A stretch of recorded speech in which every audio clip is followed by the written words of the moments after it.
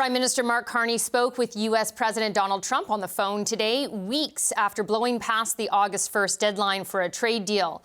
A readout from the Prime Minister's office says the leaders discussed current trade challenges, opportunities, and shared priorities in a new economic and security relationship between Canada and the U.S.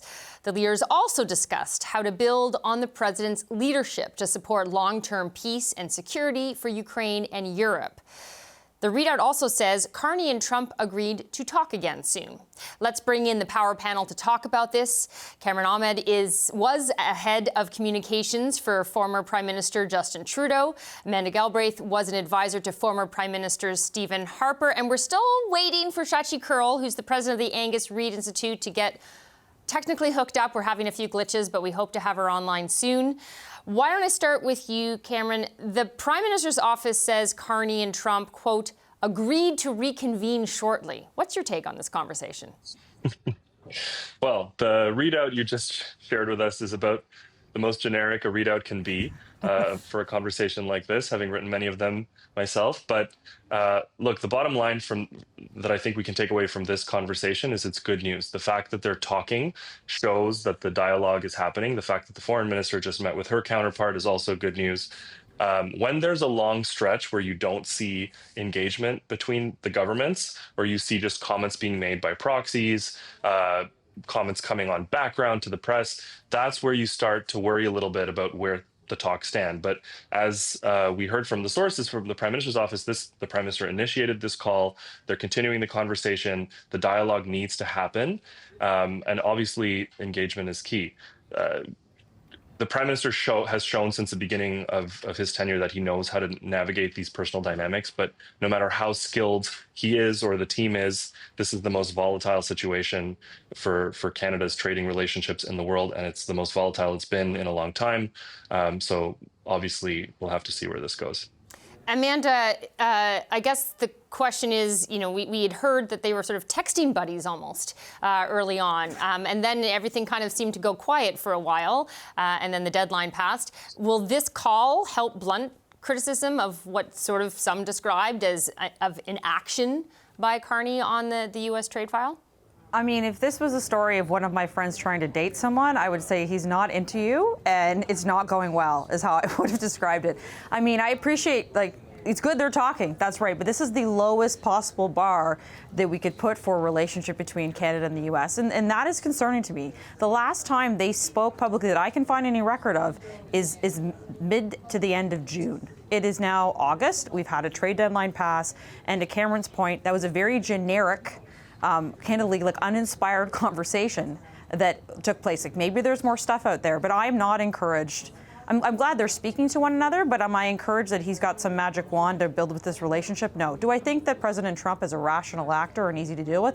Absolutely not. I imagine it's incredibly challenging in the PMO, but regardless, Canadians are deeply anxious. There was discussions, we're going to have a deal. There may be something around the G7 meeting that went through. We've had multiple deadlines miss. Tariffs are now higher than they were when the Prime Minister came into office. And the discussion, all the noise that I'm hearing now is that Trump is going to blow up CUSMA. And that would be, I think, a wild thing for us to happen for this country. And I think that is a real political freight train running at this government. Shachi, I think we have you now. We've obviously been talking about the phone call today between Donald Trump and Mark Carney. What are your thoughts on whether that was a long time coming and that might blunt some of the criticism that Mark Carney was facing that the call finally happened again? Yeah, apologies. I can hear program now, but sorry if I end up saying anything that's already been said. I mean, I guess this is a proof point that they had a conversation. Yay, they're talking to each other. And there was criticism of the Prime Minister prior to this when it came out through different sources and possibly by his own word. I'm trying to remember where he said, oh, yeah, I talk to the president all the time. And people were like, what? Huh? We don't know about this. So in a way, he would have been up for some criticism if this call hadn't been disclosed. But really, we're having a conversation about the fact that they had a conversation. that does not appear to have led to anything. Now, at this stage, I would disagree with Amanda a little bit, only because the data shows us that there is still a fairly strong backing from Canadians in terms of not feeling the need to hurry up a deal, to wait for the best deal possible, and to defend the interests of Canada above and beyond rushing or panicking to get a deal, or suffering from the FOMO perhaps that the UK and the EU or Japan really took into heart and rushed their deals, only to maybe find out that maybe it wasn't all meant to be what it was. That said, what this does is it opens up a narrative on part of Pierre Poilievre to say that, hey, look, the criticism is there that we were not necessarily seeing progress. There is a level of anxiety and worry on part of Canadians around how long is this going to take, and at what point does Canadian patience run out in terms of seeing some sort of progress? Well, you actually just gave me the perfect segue to change gears, because this week Conservative leader Pierre Poilievre cruised to victory in his Alberta by-election. But a review of his leadership coming at the party's national convention in January, could that prove to be a speed bump? Because, and Shachi will tell us all about this, new numbers from the Angus Reid Institute show that Poilievre still holds the support of Conservative voters. 68% say they support him as leader, but 54% of Canadians who considered voting Conservative but ultimately didn't end up voting Conservative want him gone. What does this mean for Poilievre as he approaches that leadership review in January? Shachi, we looked at some of the numbers there. What else stood out for you from this poll? Well, I think it really continues, Karina, to underscore the challenge that the Conservatives have at this stage. Among their hardcore, diehard, true blue base, they're still with him. Yes, you go, you lead us into the next election, we're with you, except for that about 20%, just under 20%, who are not sure that he should be the leader rolling into the next election. And what's really interesting about that segment, and remember, when it comes to popular vote, the Conservative versus the Liberal vote is really, it is, football season's coming up. It is such a game of inches, if not centimeters, and single percentage points. And so you have to look at where those Conservative voters who don't necessarily want Poilievre, where they would take the party. And it's very interesting because there's a split. Some of that group want Poilievre gone, even though they voted Conservative this time around, because they want to see the party move even more to the right.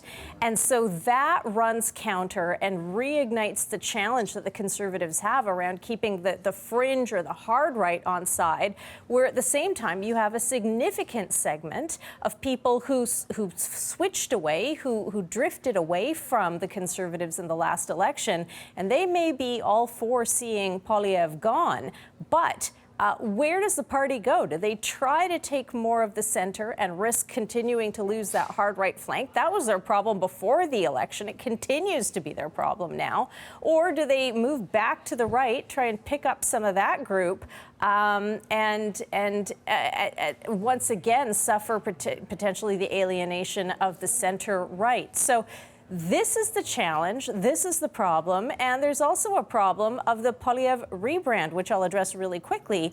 He still continues to have likability issues. His likability hasn't improved despite the time that he had, the face time that he had on the campaign trail. If anything, people are more likely to have a view of him that is insincere, a view of him that they would not like to see him as Prime Minister. Now, granted, a lot of those people wouldn't vote Conservative to begin with, but a lot of them would. So he's not endeared himself to the population overall.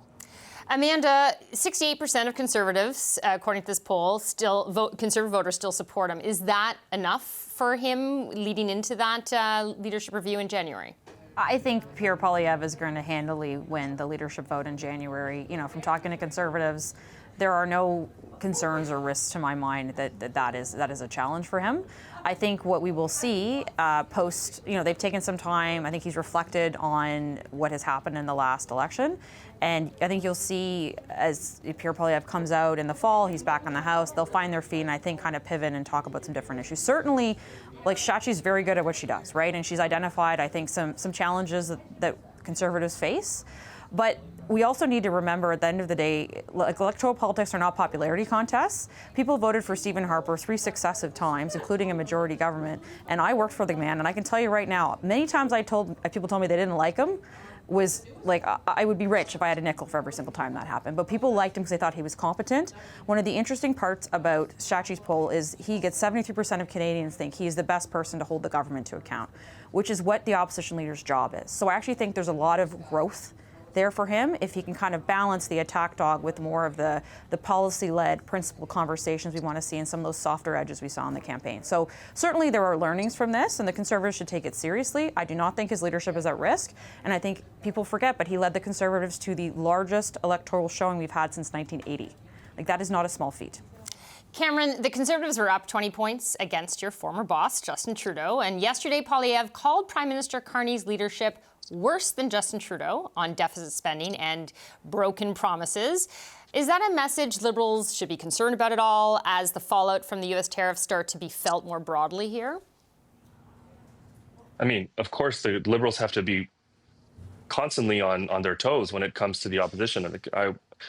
You can never count out the Conservative Party, and you shouldn't count out Pierre Poilievre's ability to be a clever politician. I think to what Amanda was saying, the lessons to be learned, people were saying that before the election, that he had to show a softer side, that he had to be able to demonstrate, of course, that he can hold the government to account, that he can propose alternatives, but that he can do so without being this belligerent and petty person that he often appears to be. And from just this week, his tone has not changed. I don't think he is capable of changing and reflecting a different side of himself that this polling and many other polls have shown that a lot of people want to see, like, especially in the context of negotiating this trade deal with the United States. People, of course, are anxious right now, and people, of course, expect results from the government right now. But they also remember what it was like dealing with the president in the first time around. Getting a deal is really hard. It takes poise, it takes patience, it takes cunning, it takes respect, it takes diplomacy, and I don't think Pierre Poilievre is contributing in any meaningful way to that conversation or demonstrating that he can be a value add in this Team Canada approach. So I'm not concerned that he could win his leadership review. The question is whether he can be in this time where everybody is paying attention and everybody wants to see the country united and all of our politicians working together, whether they're proposing different solutions or whether they agree with each other or not. But at the end of the day, are they supporting the same objectives? And I don't think that he has set himself up to be that person as the opposition leader. Okay, so we're running short on time. So 30 seconds or less for each of you, starting with you, Amanda. The Commons returns later next month. They'll be facing off for the first time, Carney and Poilievre. What will you be watching for? I'll be watching for the show between the two of them. I think it's going to be really amazing to see. I think you'll see the Conservatives really hold the Liberal government's feet to the fire on action. Where's the list of the special projects? Are there going to be shovels in the ground? Where is an alleged deal around trade? Are tariffs going to go down? I think there's a lot of promises and expectations being set, but the Carney government has yet to deliver, and I think that's where the Conservatives are going to go. Shachi, really short. What are you looking for? A lot of what Amanda's already pointed out. This is the big curtain reveal. What does the Liberal government have? What are they actually prepared to move forward on? And from my perspective, how quickly does that change public mood, if at all? Because right now they are with him. Even Conservative voters are with this government. Let's see how long that lasts. Cameron, really quick, what about you? Same thing for me, and whether the Conservative opposition is able to contribute in a meaningful way or whether they're going to stick with the approach that works well on TV and it works well for the clips on social media, but does it over the long term demonstrate a mature approach to the Team Canada united front that we all want to see.